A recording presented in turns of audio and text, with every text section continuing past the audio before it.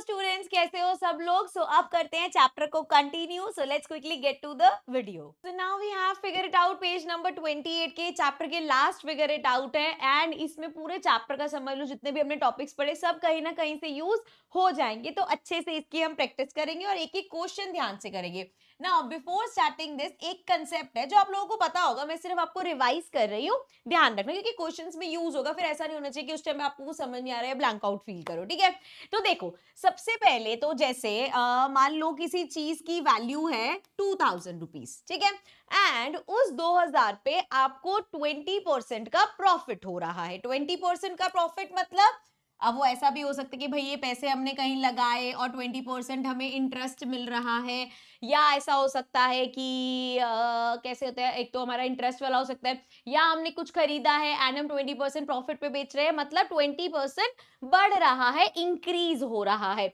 सो 2000 का 20% कितना होगा? 2000 का जब हम 20% निकालेंगे ये हमारा हो जाएगा 400. तो वैल्यू कैसे निकालते हैं? 2000 प्लस 420 400. अब इसमें क्या हुआ, ये हमारी ओरिजिनल वैल्यू थी. ठीक है, ओवी मतलब ओरिजिनल वैल्यू थी. ये हमें प्रॉफिट कह सकते हैं या जो इंक्रीज हुआ है वो है. एंड ये हमारी फाइनल वैल्यू हो गई एफ वी. ठीक है, शॉर्ट में लिखा है मैंने, समझ में आ गया. सो ये मेरी ओरिजिनल वैल्यू थी, 400 प्रॉफिट हुआ, 24 बन गया. अगर मैं इन दोनों के बीच का रिलेशन देखूं तो क्या मैं इस चीज को ऐसे बोल सकती हूँ, ध्यान से सुनना, कि जो भी हमारी ओरिजिनल वैल्यू होती है उसमें जब हम प्लस करते हैं जो भी हमारा प्रॉफिट है तो हमें मिलती है हमारी फाइनल वैल्यू. इसी चीज को हम ये भी कह सकते हैं कि भैया जो ओरिजिनल वैल्यू है, अगर आपको प्रॉफिट हुआ है तो ओरिजिनल वैल्यू तो आपको पूरी मिलेगी ही मिलेगी. मतलब ये तो 100% वापस तो आ ही रहा है भैया, प्रॉफिट हो रहा है मतलब आप उसके ऊपर कमा रहे हो, तो ये 100% तो आ ही रहा है.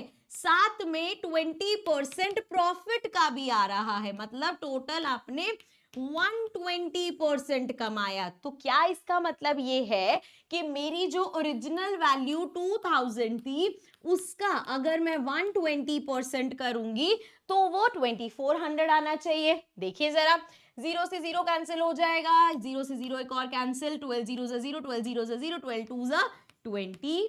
तो आप देख सकते हो जब भी हम प्रॉफिट होता है, हमारा प्राइस या हमारी वैल्यू इंक्रीज होती है तो उसमें 100% हमारा तो आ ही रहा है, साथ में ये वाला परसेंटेज भी आ जाता है. ठीक है, सेम यही चीज लॉस के लिए समझते हैं. अब भाई 2000 की फिर से मेरी कोई चीज थी एंड इस बार हमें लॉस हुआ है 10% का. हमने मान लिया 10% का लॉस हुआ है, तो क्या होगा? 2000 का 10% कितना होता है? 2000 का 10% हो गया 200. तो जो मेरी ओरिजिनल वैल्यू 2000 है उसमें से जो मुझे लॉस हुआ है या मेरा प्राइस डिक्रीज हुआ है वो कर देंगे माइनस. तो हमारे पास क्या आ जाएगी? हमारे पास आ जाएगी हमारी फाइनल वैल्यू. तो इस केस में क्या हुआ? इसके बेटा इस केस में हमारे साथ हुआ कि ओरिजिनल वैल्यू में से माइनस कर दिया हमने जो हमारा लॉस हुआ है या जो हमारी वैल्यू डिक्रीज हुई है, तो हमें मिलेगी फाइनल वैल्यू. जैसे यहां पे ओरिजिनल वैल्यू हमारी 100%, लेकिन 10% उसकी वैल्यू कम हो गई. ओरिजिनल चीज 100%, उसमें से 10% वैल्यू कम हो गई. तो मतलब क्या हम ये कहेंगे कि अब हमारी जो ओरिजिनल वैल्यू था उसका 90% बचा है? चेक करते हैं. ओरिजिनल वैल्यू 2000, इसका 90, अरे भाई इसका 90% कितना होगा? इसका 90% निकालते हैं, जीरो से जीरो कैंसिल, जीरो से जीरो कैंसिल, 9 जीरो से जीरो, 9 जीरो से जीरो, 9 टू जा 18. तो क्या आया? 1800. इसका मतलब कि जो भी हमारी ओरिजिनल वैल्यू है वो 100% हो गई. अगर प्रॉफिट हो रहा है तो वो 100 से बढ़ के होगा कि अपना 100% तो मिलेगा ही, साथ में ये 20% भी मिल गया, तो टोटल 120 हो गया. एंड जब लॉस होगा तो हमारा जो 100% है, क्योंकि लॉस हुआ है तो इसमें से भी चला गया. जैसे 10% का लॉस हुआ तो ओरिजिनल वैल्यू 100%, उसकी वैल्यू अब 10% कम कर दो, मतलब ओरिजिनल वैल्यू सिर्फ अब 90% रह गई. ये कंसेप्ट क्लियर है? ये चीज समझ में आ गई? चलो फिर क्वेश्चन करते हैं, आ जाओ. सबसे पहला क्वेश्चन हमारा पेज नंबर 128, इसको क्लियर कर देती हूँ, कंसेप्ट तुम्हें समझ में आ गया होगा. Let's read the question. Question 1 says the population of Bengaluru in 2025 is about 250% of its population in 2000.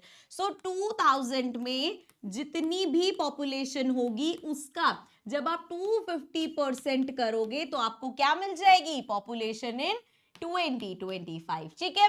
So now if the population in 2000 was 50 lakh, what is the population in 2025? तो 50 lakh का 50 ले लेते, सारी zeros चाहो तो कर सकते हो, ऐसे 5 जीरोस लगा लेना, बट अगर सिंपल भी करना है तो डायरेक्ट हमने 50 ले लिया. इसका 250%, ये हमारा हो जाएगा 0 से 0 कैंसिल, 0 से 0 cancel, 5 5 are 25 and then 5 2s are 10, 11 12. So 125 lakh. अब 125 लाख बोलो या हम इसको 1 करोड़ 25 लाख बोल सकते हैं. सॉरी 1 करोड़ 1.25 करोड़ बोल सकते हैं. ठीक है, 125 लाख का क्या मतलब है? अगर देखो इसको ऐसे समझो, 125 कितनी 0 लाख में? 1 2 3 4 5. ठीक है, तो 3, ये सिस्टम याद है ना, ये हमने बचपन में कर रखा है. ये 3 2 2. तो अब यहाँ पे देखो 1 2 3 4 5 6 7. सो ये कितना हो गया?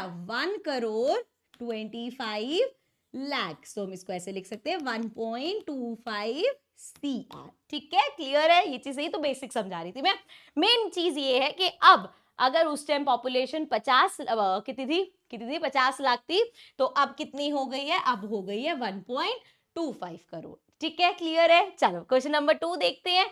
सेकेंड क्वेश्चन है हमारे पास, फिर से पॉपुलेशन का ही आ गया. So the population of the world in 2025 is about 8.2 billion. The population of some countries in 2025 are given.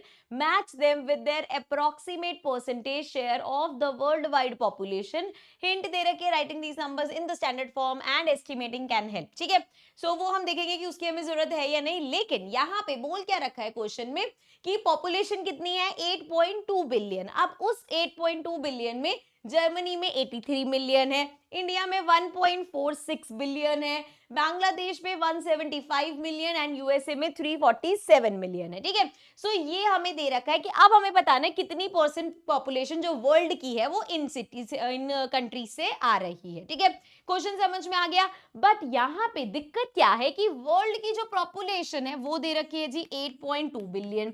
लेकिन यहाँ पे इंडिया के अलावा जर्मनी, बांग्लादेश, यूएसए सबकी पॉपुलेशन मिलियन में दे रखी है. सो ये बहुत जरूरी है कि हमें पता हो मिलियन और बिलियन में क्या रिलेशन है. तो 1000 मिलियन जो होता है वो 1 बिलियन के बराबर होता है. जैसे हमारे इंडियन सिस्टम में अगर मैं 100 लैक्स की बात करूं, लैक्स में कितनी जीरो होती है? 5 जीरो. तो 100 और साथ में 1 2 3 4 5 जीरो. सो ये कितना बन गया? टोटल जीरोस कितनी हो गई? 7 जीरोस हो गई. सो ये बन गया मेरा 1 करोड़. जैसे हमारा 18 लाख 1 करोड़ के इक्वल होता है, ऐसे ही 1000 मिलियन हमारा 1 बिलियन के इक्वल होता है. ठीक है, मतलब 1000 मिलियन मिलकर 1 बिलियन बनाएंगे. लेकिन हमें यहाँ पे कैसे कन्वर्जन चाहिए होगा? मिलियन से बिलियन पे जाना. तो हम सिंपल कह सकते हैं कि 1 मिलियन में 1/1000 बिलियन होगा. ठीक है, अब ये कन्वर्जन को यूज करते हुए हम इस क्वेश्चन को करेंगे. ये तो एक्स्ट्रा है, इसको रब कर देते हैं. एक एक करके हम यहाँ पे अलग अलग कंट्रीज की पॉपुलेशन का परसेंटेज शेयर निकालते हैं. सबसे पहले है तो जर्मनी की पॉपुलेशन. अगर हम जर्मनी से स्टार्ट करें, जर्मनी की पॉपुलेशन कितनी है? 83 मिलियन. अच्छा, सबसे पहले तो परसेंटेज निकालेंगे कैसे? सिंपल, जितनी हमारी जर्मनी की पॉपुलेशन है अपॉन में total population and multiplied by 100. हमारे पास परसेंटेज आ जाएगा कि जर्मनी का कितना कंट्रीब्यूशन है. बट यहाँ पे ये किस में है? मिलियन में. और हमारी टोटल पॉपुलेशन बिलियन में. तो पहले करेंगे कन्वर्ट. 83 मिलियन को अगर हम बिलियन में करेंगे तो 83 अपॉन में 1000. तो ये कितना हो जाएगा? 0.083 बिलियन. ठीक है, तो यहाँ पे आ गया ये हमारे पास, अरे भाई इतना बिलियन. अब देखो 0.083 अपॉन में कितना था? 8.2 इंटू में 100. अब यहाँ पे एक चीज ध्यान रखना, क्योंकि काफी सारे डेसिमल के बाद यहाँ पे डिजिट्स हो जाएंगे, तो कंफ्यूजन हटाने के लिए ना पहले ही जैसे ये डेसिमल हटाओगे 1 2 3, तो अपॉन में कितनी आनी चाहिए? 1 2 3 0. और ये डेसिमल हटाओगे 1 है, तो अपॉन मतलब ऊपर एक जीरो एक्स्ट्रा। अब देखो 1 2 3 1 2 3 कैंसिल हो गया सब। हमारे पास क्या बचा 83 अपॉन में 82। अब हमें पूरी डिवीजन करने की जरूरत ही नहीं है। देखो अगर सिंपल सा हम 82 को डिवाइड करने की कोशिश करेंगे तो कैसे करना पड़ेगा 82 वन जा 82 फिर बचा 1 पॉइंट लगाएंगे 10 बन जाएगा फिर 0 तो 1.0 समथिंग आ रहा है। हमें ऑप्शंस में अगर हम देखें ना तो यहाँ 13 8 18 10 1 इस तरीके से पॉइंट में नहीं है तो हमें इतनी मेहनत करने की जरूरत नहीं है। हम यहाँ पे डायरेक्ट देख सकते हैं ये 1% है। सो जर्मनी की ऑलमोस्ट 1% पॉपुलेशन पूरी वर्ल्ड की जर्मनी में है 1% सिर्फ। ठीक है नेक्स्ट देखते हैं इंडिया की। तो भैया India is 1.46 so 1.46 and billion only तो ये तो डायरेक्ट ही हो जाएगा 1.46 अपॉन में 8.2 इनटू में 100। हमें कन्वर्ट करने की जरूरत तो पड़ी नहीं इसमें।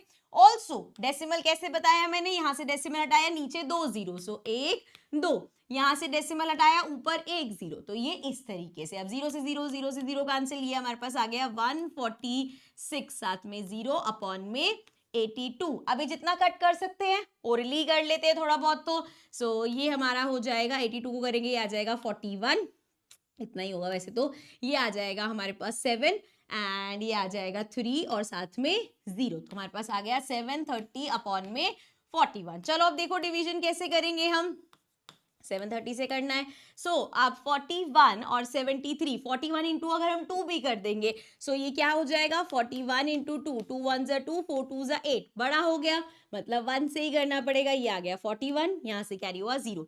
अब 3 में से 1 गया 2 आया एंड ये हमारे पास है 4 5 6 7 320। अब देखो यहाँ पे इसको हम अगर देखें 8 से करने का क्यों 8 से क्योंकि 8 4 जा क्या होता है हमारा 32 होता है। सो 8 1 जा 8 8 4 जा 32 थोड़ा सा बड़ा आ रहा है मतलब इसमें हो सकता है 7 से जाएंगे थोड़ा छोटा आएगा देन पॉइंट समथिंग समथिंग तो मतलब 17 to 18% के आसपास होगा ये। तो यहाँ पे परसेंटेज चेक करते हैं।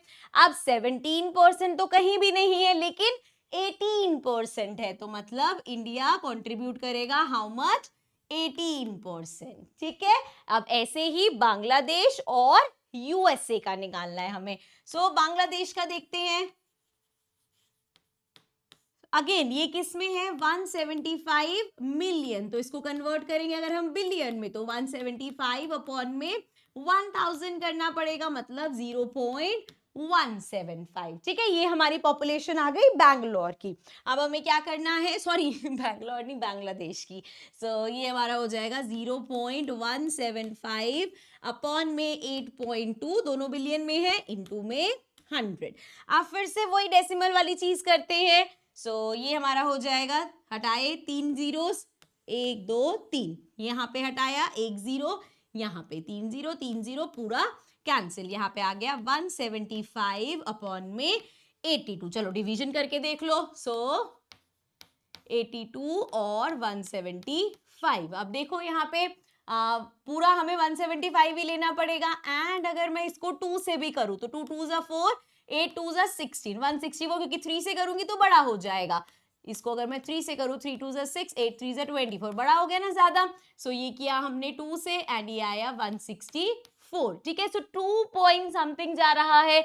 अगर हम यहाँ पे ऑप्शंस देखें तो देखो ऑप्शंस में हमारे पास 3% तो कहीं नहीं है 1 पॉइंट समथिंग भी कहीं नहीं है। सो कितना होगा 2% पे जाएगा। सो बांग्लादेश का हो गया 2%। लास्ट बचा हमारे पास यूएसए 347 मिलियन। सो 347 है ना 347 मिलियन कन्वर्ट करेंगे बिलियन में तो 347 अपॉन में 1000 विच विल बी 0.347 बिलियन इतना हो जाएगा हमारा। ठीक है अब परसेंटेज निकाल लेते हैं 0.347 अपॉन में 8.2 इनटू में 100। सो यहाँ से हटेगा नीचे 3 जीरो यहाँ से हटेगा ऊपर 1 जीरो ये पूरा कैंसिल हमारे पास आ गया 347 अपॉन में 82। अब देखो 82 को भी हमने शायद किया था ना 3 से किया था 240 समथिंग हम दोबारा कर लेंगे कोई बात नहीं। सो वी हैव 82 इनटू अगर मैं 3 करूँ 3 2 जा 6 8 3 जा 24 एक बार और बड़े से करके देखते हैं। हाँ क्योंकि हो जाएगा ना अगर हम 82 को 4 से करें सो ये हो गया 4 2 जा 8 एंड 4 इंटू 8 इज 32. सो 328 मतलब अगर आप 82 को 347 से कर रहे होगे तो आप कर सकते हो इंटू 4 करके 328 एंड देन जो भी आएगा 4 point something.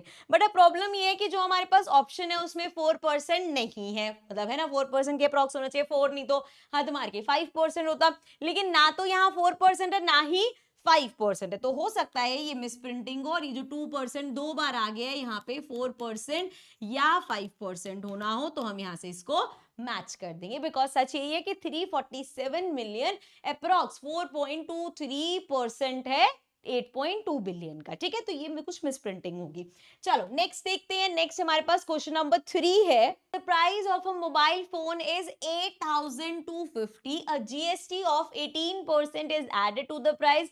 Which of the following gives the final price of the phone including the GST? इसके आगे पॉइंट्स नहीं लिखे हो ये रे. चलो पहले अच्छा हम समझते हैं फिर हम ऑप्शंस मैच करने आएंगे. तो देखो दो तरीके हो सकते हैं इसको करने के. पहली चीज तो अगर प्राइस है 8250 तो बेसिक क्या रहेगा 8250, इसका हम निकालेंगे 18%. ठीक है, आंसर देख लो पूरा आपका वैसे वाला नहीं है तो हमें सॉल्यूशन नहीं निकालना, सिर्फ ऐसे देखना है. सो अगर हम इसका 18% निकालेंगे तो कितना आएगा 8250 इंटू में 18% कितना होगा 0.18. सो हमारा जो प्राइस था 8250 उसमें प्लस कर दो इसका ये, तो ये आपके पास पूरा प्राइस आ जाएगा. या जैसा मैंने अभी समझाया था कि जब आप जीएसटी ऐड कर रहे हो 100% फोन का प्राइस तो देना ही पड़ेगा, प्लस आपको 18% जीएसटी भी देना पड़ेगा. मतलब जो हमारा प्राइस है 8250 उसको मल्टीप्लाई करना पड़ेगा 108% से. और 108% का क्या मतलब है 118 अपॉन में 100, तो हम इसको ऐसे भी लिख सकते हैं 1.18 से. तो इसको अगर हम मल्टीप्लाई करेंगे 1.18 से तो हमारे पास जो फाइनल प्राइस है फोन का वो आ जाएगा. तो आप ऑप्शंस देखते हैं. अब इन्होंने क्या किया इसमें प्लस 18, ये तो कोई सेंस ही नहीं बना. सेकेंड पार्ट में क्या किया प्लस 1800 कर दिया. 18% का मतलब 1800 नहीं होता, तो ये भी गलत है. थर्ड पार्ट में क्या किया 80, ये बहुत गड़बड़ बच्चे करते हैं. 8250 प्लस 18%. अरे भाई 18% किसका, सिर्फ 18 अपॉन 100 प्लस करने से क्या होगा 18 अपॉन 100. 18% जब हम बोलते हैं तो किसी चीज का इतना परसेंट होता है. ये गलती बहुत बार होती है, इसलिए ध्यान रखना कि जब आप कह रहे हो 10% तो किसका 10%, हमेशा परसेंट किसी ना किसी चीज से मल्टीप्लाई होगा. ठीक है, तो ये गलत है. नेक्स्ट अगर हम देखें सो इन्होंने क्या किया मल्टीप्लाई कर दिया सिर्फ 18 को, परसेंट था 18 कोई वो तो नहीं था, काट दो, ये भी गलत. नेक्स्ट में इन्होंने क्या किया इसको मल्टीप्लाई किया 118 मतलब 108% बोल सकते हैं हम. इन्होंने क्या किया 118% से, जो बेबी आपको बता रही थी कि हमें यहाँ पे इसको मल्टीप्लाई करना पड़ेगा 1.18 से, तो यही चीज इन्होंने यहाँ पे करी. करेक्ट. नेक्स्ट सिक्स पार्ट में क्या किया ये देखो ओरिजिनल प्राइस प्लस कर दिया ओरिजिनल प्राइस का 18%, तो ये भी करेक्ट है. दोनों तरीके एकदम ठीक है. लास्ट देखो यहाँ पे क्या किया 1.8. 1.8 कैसे आ सकता है 18%, अगर आप ये करोगे तो ये बनेगा 0.18 ना कि 1.8, तो ये भी गलत है. मतलब हमारा फिफ्थ और सिक्स्थ पार्ट करेक्ट है. ठीक है, चलो नेक्स्ट क्वेश्चन नंबर 4 देखते हैं. सो नाउ क्वेश्चन नंबर 4 है the monthly percentage change in population compare to the previous month of mice in a lab is given. अब एक ना लैब है उसमें चूहे रखे हुए हैं एंड उनकी पॉपुलेशन कैसे बढ़ रही है या कम हो रही है हर महीने, ये हमें बता रखा है. कैसे मंथ 1 सबसे पहले महीने में क्या चेंज हुआ प्लस 5%. सो 5% जितनी भी थी उनकी 5% बढ़ गई. जब भी पॉपुलेशन का चेंज होगा बेटा एक चीज हमेशा ध्यान रखना, कभी भी ये सिंपल इंटरेस्ट वाला जैसी चीज होती है ना वो नहीं होता, ये कंपाउंड वाला होता है. क्यों, क्योंकि पहले महीने बताया या पहले साल बताया या पहले डेकेड बताया तो उसमें क्या हुआ पॉपुलेशन बढ़ी या कम हुई. अब अगला चेंज जो आया वो उस सेम पॉपुलेशन पे नहीं, जो पॉपुलेशन बढ़ी है या कम हुई है उस पे आया है. तो हर बार यहाँ पे प्रिंसिपल बदल रहा है. ये मतलब वर्ड्स प्रिंसिपल इंटरेस्ट कंपाउंड इसलिए यूज करो कि टॉपिक तुम्हें वो समझ में आ चुका है. ठीक है, चलो अब आगे बढ़ते हैं. सो मंथ 1 में क्या चेंज हुआ, +5%, मंथ 2 में क्या चेंज हुआ, -2%, एंड थर्ड मंथ में चेंज हुआ again -3%. Which of the following statements are true, the initial population is P. तो भैया स्टेटमेंट्स पढ़ेंगे उससे पहले हम अपना बना लेते हैं, ठीक है, कि पॉपुलेशन है P. तो अब यहाँ पे एक्चुअल में अगर हम सोचे, पहली बार में क्या हुआ, +5%, तो हम इसको ऐसे करेंगे प्लस P का 5%, है ना. अब अगली बार जो -3 हुआ है, -3% हुआ है, वो इस पूरे का, तो ये मुश्किल हो जाएगा इसको करना. जैसे आप ये पूरा लिखोगे, फिर इसमें से इसका ये लोगे प्लस इस पूरे का 3%, एंड सिंस प्लस नहीं माइनस है तो ये ऐसा, तो ये कितना बड़ा बनता जाएगा. तो इसको थोड़ा सा ना शॉर्टन अप करने के लिए हम लोग क्या कर सकते हैं कि हमें पता है पूरी पॉपुलेशन ये है. अब अगर पॉपुलेशन बढ़ रही है, मतलब 105% बढ़ गई. कैसे किया मैंने, पूरी जितनी, जैसे मान लो 100 जनों की पॉपुलेशन है, 100 तो वो रहेंगे, साथ में 5 और बढ़ गए, यही चीज हुआ ना. तो हम ऐसे कह सकते हैं P इंटू हमारा 105%, और 105% क्या होता है, इसको मतलब जितना सिंपल करके लिख सकते हैं ना वो लिख रहे हैं. सो P इंटू क्या हुआ हमारा, यहाँ पे 2 डेसिमल लगेंगे, 1.05. क्या ये चीज समझ में आ गई. सो P इंटू 1.05 आफ्टर 1 मंथ. सो ये फर्स्ट मंथ में ये चेंज आया, ठीक है. अब सेकेंड मंथ में ये जो हमारी न्यू पॉपुलेशन है, इसमें से कितनी माइनस करनी पड़ेगी हमें, 3%. मतलब टोटल अभी ये हमारी 100% है, अभी ये वाली है ना. सो इस 100% में से 3% हमारी कम हो गई. इस 100 अगले साल मतलब अगले महीने ये सारी एज इट इज नहीं गई, इसमें से कम हो गई. कितनी कम हुई, 3%. 3% हुई है, 2%, 2% हुई है. मंथ 3 में 3% होगी. सो 2% कम होगी, मतलब आगे कितनी कैरी फॉरवर्ड हुई, 98%. ये कंसेप्ट समझ आ गया. ये जब हमने फिगर इट आउट स्टार्ट किया था, तब हमने समझा था कि हम डायरेक्ट ऐसे भी कर सकते हैं कि डायरेक्ट प्रिंसिपल पे अमाउंट पे कैसे जा रहे हो कि भैया अगर इंक्रीज हो रहा है तो 100% तो बढ़ ही रहा है, साथ में 5% और ऐड हो गया. ऐसे ही अगर डिक्रीज हो रहा है तो भैया वो पूरा 100% भी एज इट इज नहीं आएगा, उसमें से भी 2% कम हो गया. अब यही सेम चीज यहां करेंगे. अब 98% क्या हो जाएगा, 0.98. क्या ये बात समझ में आई, क्योंकि अब मल्टीप्लाई इसके साथ क्यों हुआ है, क्योंकि पहले पॉपुलेशन ये थी, लेकिन सेकेंड मंथ में पॉपुलेशन ये हो गई, तो हमारे सेकेंड मंथ में ये पूरी नई पॉपुलेशन है, इसका 98% आगे जा रहा है, ठीक है. सो ये आगे आपके पास पॉपुलेशन 2 महीने बाद. अब तीसरे महीने क्या हुआ, फिर से ड्रॉप आया 3%. अब इस पूरी पॉपुलेशन का 3% और कम हो गया. सो भैया 100% ये जो बची है, ये भी 100% आगे नहीं जा रही, इसमें से भी 3% कम हो गया. तो कितनी बची हमारे पास, 0.97. तो एक सिंपलर वे होगा पॉपुलेशन रिप्रेजेंट करने का, ये कि इतनी पॉपुलेशन बचेगी, ठीक है. अब अगर हम ऑप्शंस देखें, थोड़ा सा इसको ऐसे कर लेते हैं. पहले वाले में इन्होंने क्या किया, यहाँ पे P इंटू 0.05, ये तो जितना परसेंटेज था ना तो उसको करते 0.0. भैया आप ऐसे थोड़ी करोगे कि 5% मल्टीप्लाई कर दोगे, फिर आप यहाँ पे 2% मल्टीप्लाई कर दोगे, फिर आप यहाँ पे 3% मल्टीप्लाई कर दोगे. नहीं, ऐसे तो नहीं कर रहे हम. हमें देखना पड़ेगा, पहली पॉपुलेशन में पूरी 100 जाएगी, साथ में +5 तो 105%.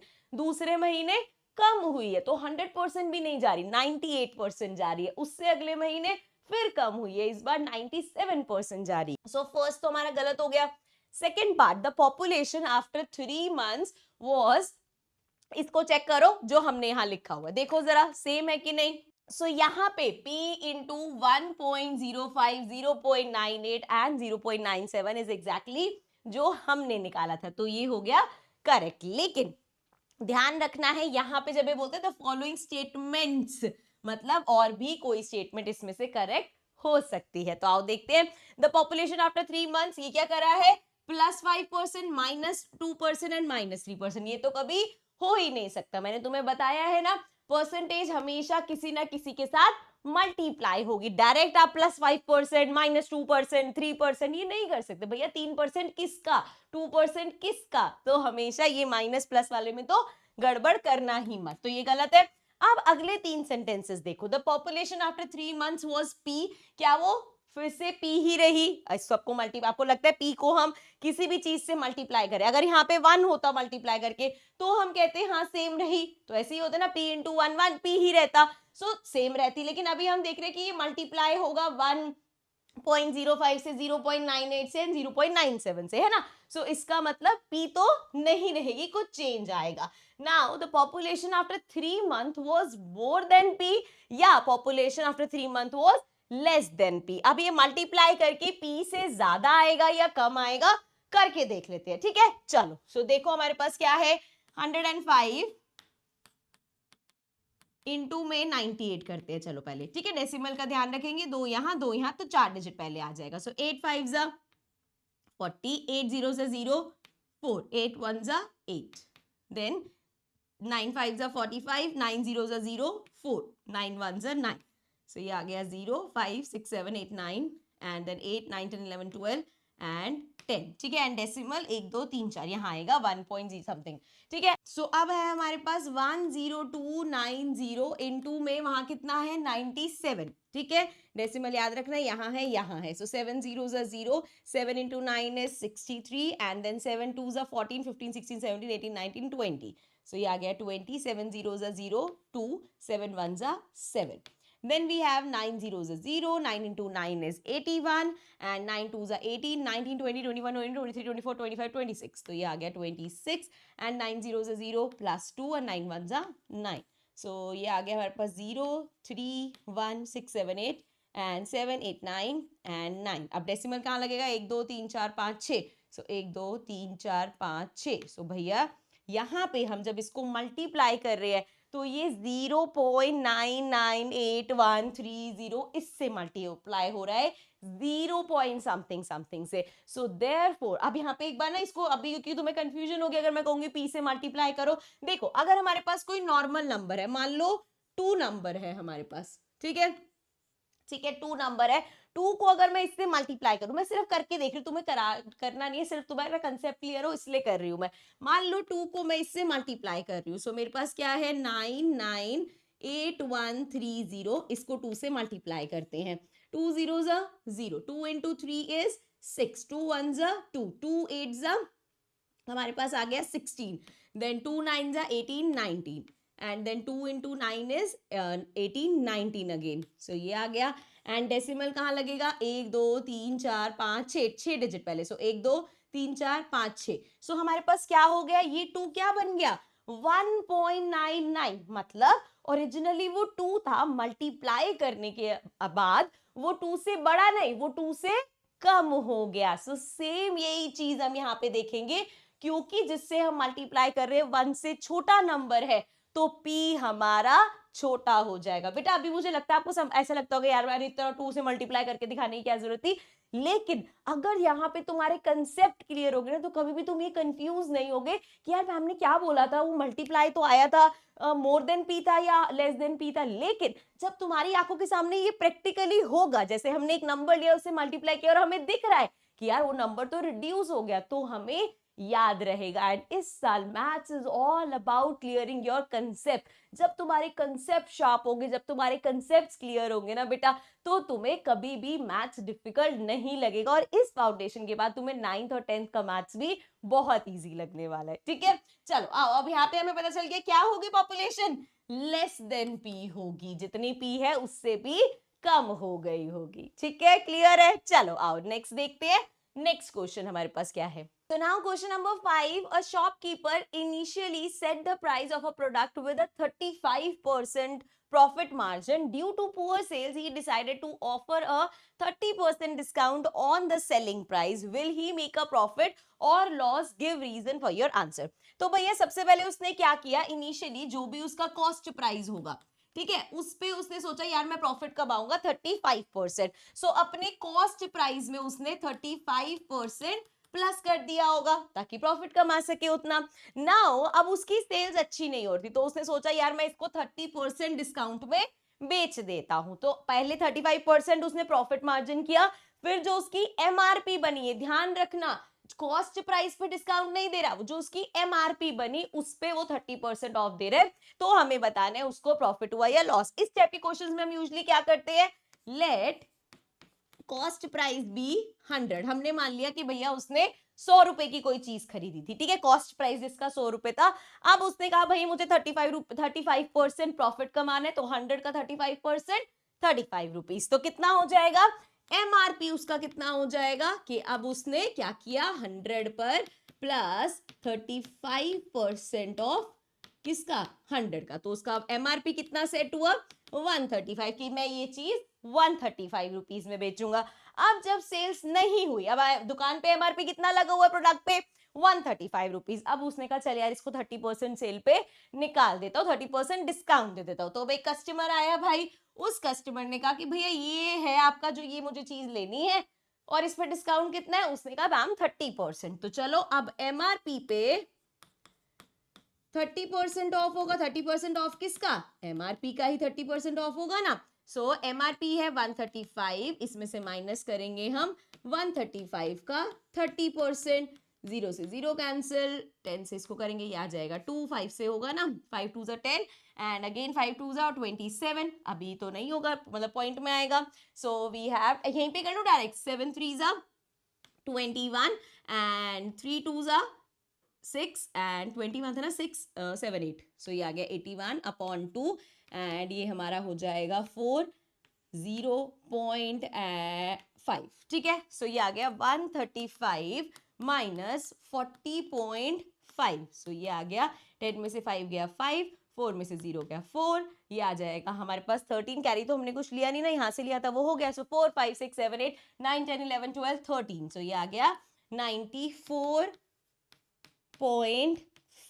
अब देखो जरा उसने मैम भैया जिसने भैया मेरे को तो आपने बोला 30%, मैं तो 30% ऑफ लूंगी, 135 की चीज थी, मुझे कितने की पड़ी, 94.5 रुपीज की। अब अगले ने कितने रुपए खर्चे थे इस पे, 100 रुपए, एंड उसका सेलिंग प्राइस क्या हुआ 94.5, तो इसका मतलब उसको क्या हुआ, लॉस हुआ। तो हमें यहाँ पे यही बताना था, will he make a profit और लॉस, सो उसने लॉस किया, परसेंटेज वगैरह कुछ नहीं निकालना, यहाँ पे बस हम कह देंगे कि उसको लॉस हुआ। अब एक और चीज, बहुत सारे ना भी क्वेश्चंस ऐसे आएंगे जिसमें हम सीपी एक्स लेंगे, किसी में सीपी 100 लेंगे, एक ऐसा क्वेश्चन भी आएगा जिसमें सीपी 1 ले लेंगे हम।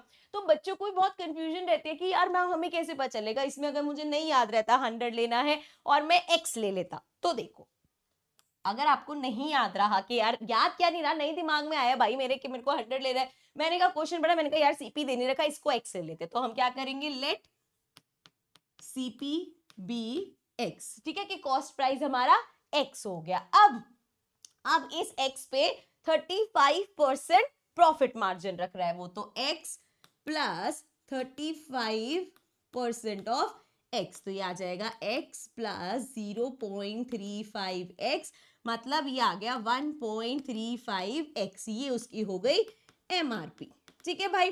अब इस एमआरपी पे वो 30% ऑफ दे रहा है, मतलब 1.35x इस एमआरपी पे 30% ऑफ रखा है, सो इसका 30% माइनस कर देंगे, 0 से 0 कैंसिल हुआ एंड फर्दर इसको कैंसिल करेंगे तो हम यहाँ पे हमारा थोड़ा पहले ही पॉइंट में है, तो ये हो जाएगा 2 एंड ये आ जाएगा सेम ही रहेगा, सो ये आ जाएगा, उससे करते हैं 5 के टेबल से करते हैं ना, 2 के टेबल से थोड़ी, सो ये हमारा हो जाएगा 2 ज़ा 10 7 ज़ा एंड यहाँ पे आ गया पॉइंट, ठीक है। मल्टीप्लाई करते हैं 27 इंटू 3, पहले भी हमने किया था ना अभी, अच्छा उर्ली किया था 81, सो ये आया 81 एंड यहाँ लग गया डेसिमल अपॉन में 2, सो ये हमारा डेसिमल से ही स्टार्ट होगा, ये हो जाएगा 4 एंड यहाँ पे 1 की जगह अगेन आएगा 0 एंड फिर 5, सो 0.405, सो ये आ गया 1.35x माइनस 0.405x, माइनस कर लेते हैं, सो 1.35 माइनस करना है 0.405,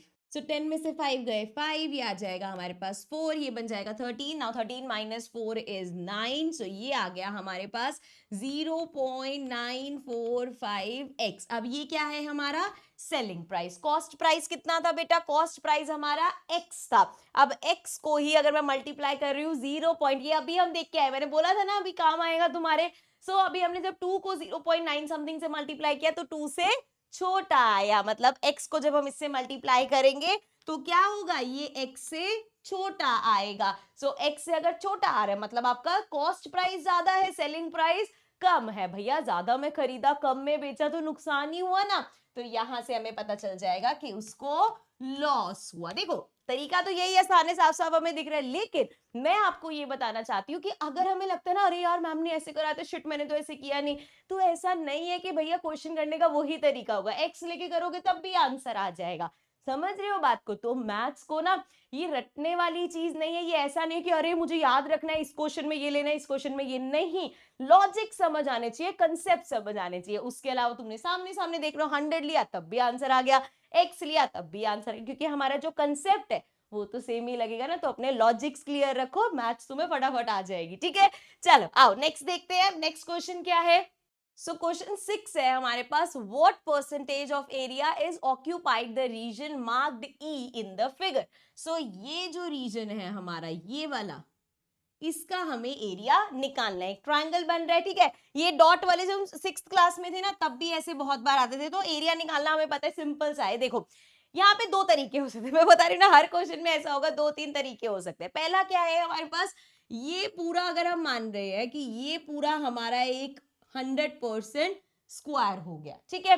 अब देखा जाए इस स्क्वायर का हमने हाफ कर दिया, ठीक है. तो 50% ये हो गया, 50% ये हो गया. यहां तक समझ आए? पूरे स्क्वायर को आधा कर दिया, 50% वो 50% ये. अब इसमें से ये देखो 1 2 3 4 5 6 7 8 और 1 2 3 4 के बाद लाइन आ गई, मतलब इसको फिर से हाफ कर दिया. 50%, 50%, 50 का भी आधा कर दिया. तो ये बचा हुआ पार्ट कितना हुआ? 25%. अब इस 25% को भी हाफ कर दिया, तो 25% को भी अगर आप हाफ कर दोगे तो 12.5% बचेगा सिर्फ. सो ये ई वाला जो पार्ट है ये हमारा पूरे स्क्वायर का 12.5% है, ठीक है. हमसे परसेंटेज पूछी थी तो हम डायरेक्ट कह सकते हैं 12.5% है. लेकिन अगर हमें पूरा सॉल्व करके दिखाना है तो कैसे करेंगे? Let's see. सबसे पहले हम काउंट करते हैं कि ये जो हमारा बड़ा स्क्वायर है 1 2 3 4 5 6 7 8 यूनिट्स है यहाँ पे. सिमिलरली 1 2 3 4 5 6 7 8 यूनिट्स, 8 यूनिट्स यहाँ है. सेम यहाँ पे भी 8, यहाँ पे भी 8. सो हमारे पूरे स्क्वायर की अगर हम बात करें, so area of square, square का एरिया कितना हो गया भाई? 8 साइड्स है, मतलब दोनों, मतलब पूरा 8 8 ही है. सो 8 इंटू 8 64, इतना हो गया. अब हम आ जाते हैं इस ट्राइंगल पे. हमें किसका निकालना है? एरिया ऑफ ई. ई का एरिया निकालना है हमें. सो यहाँ पे देखो 1 2 3 4, ये 4 है, एंड 1 2 3 4, ये भी 4 है. एरिया ऑफ ट्राइंगल क्या होता है? Half base into height. अभी हमने देखा बेस कितना है? 4, हाइट कितनी है? 4. कैंसिल करने की कोशिश करेंगे, ये आ जाएगा 2 एंड ये 4 2 8. तो एरिया कितना आया? ई, मतलब एरिया ऑफ ई कितना आया? 8. तो हमें देखना है ये 8 पूरे 64 का कितना परसेंट है. कैसे निकालेंगे? पहले सबसे पहले फ्रैक्शन बनाओ. पूरे का एरिया है 64, इस ई वाले पार्ट का एरिया है 8, फ्रैक्शन आ गई, इनटू में 100% कर दो. सो 8 का स्क्वायर होता है, तो ये आ जाएगा 1/8 इंटू में 100. फर्दर कैंसिल करते हैं, 2 के टेबल से कर रही हूं मैं. ये आ जाएगा 4, ये आ जाएगा 50. फिर से करेंगे, ये आ जाएगा 2 एंड ये आ जाएगा 25. नाउ 25/2 करेंगे, 2 1 2 5, तो कितना आया? 12.5%. ये थोड़ा हमारा प्रेजेंटेबल लग रहा है, वो हमने फटाफट से गेस वर्क से कर लिया था. लेकिन जब तुम्हारा गेस वर्क से भी सेम आ रहा है, ये भी सेम आ रहा है, तो तुम शॉर्ट हो जाओगे कि भाई इस क्वेश्चन में मेरे पूरे नंबर है. ठीक है, चलो अब आगे देखते हैं. Next question number 7. Now what is 5% of 40 and 40% of 5? So 5% of 40 and अगला क्या है 40% ऑफ 5। जरा कैलकुलेट करें। सो ये आ जाएगा 0 से 0 कैंसिल एंड अगर हम इसको उससे करें 2 के टेबल से तो 2 4 जा एंड 2 5 जा, 5 से 5 कैंसिल तो ये आ गया 2 एंड इसको देखिए 0 से 0 गया एंड ये हमारा फिर से 2 से करते हैं, ये आ गया 2, ये आ गया 5, 5 से 5 कैंसिल, ये बचा 2, दोनों ही सेम आ रहे हैं। नेक्स्ट देखो 25% ऑफ 12 का 25% एंड 12% ऑफ 25। चलो इसको कैंसिल करें। सो 5 के टेबल से करें तो 5 5 जा 25, 5 2 जा 10, 20 हो गया, 5 4 जा 20, 4 3 जा 12, तो ये आ गया हमारे पास 3। अब उसको सॉल्व करने चलते हैं। सो 5 5 जा 25, 5 2 जा 10, 20, 5 1 जा 5, 5 4 जा एंड 4 3 जा 12, तो फिर से क्या आया 3। यार हम देख रहे हैं आप 25% ऑफ 12 कर रहे हो या 12% ऑफ 25 कर रहे हो, फिर से सेम आ गया। लास्ट वाला चेक करें, तुक्का लग रहा है, ये सच में ऐसा ही है।